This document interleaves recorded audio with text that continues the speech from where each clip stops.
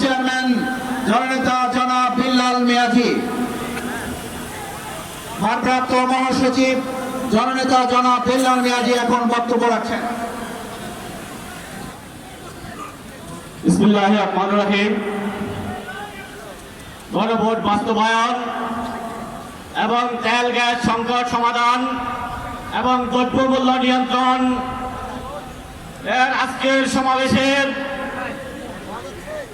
11 দলীয় জোটের শীর্ষ নেতৃবৃন্দ এবং আমার সামনে অগণিত বাংলার নিরীহ মানুষ, আজকে আপনাদেরকে একটা কথাই বলবো, মাননীয় প্রধানমন্ত্রী আপনি নির্বাচনে আগে বলেছিলেন গণভোটে হ্যাঁ ভোট চেয়েছিলেন।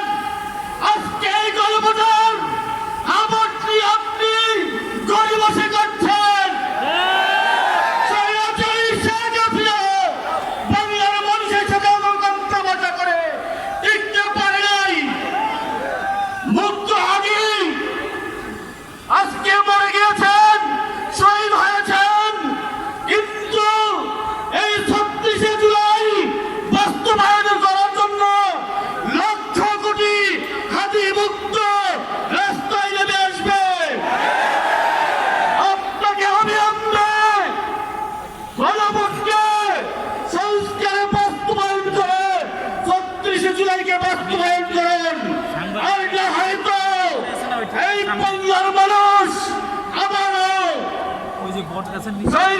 শেখ হাসিনার মতো তাড়ানোর জন্য গণভবন নয়, আরো বড় বড় ভবন করলেও আপনি রেহাই পাবেন না।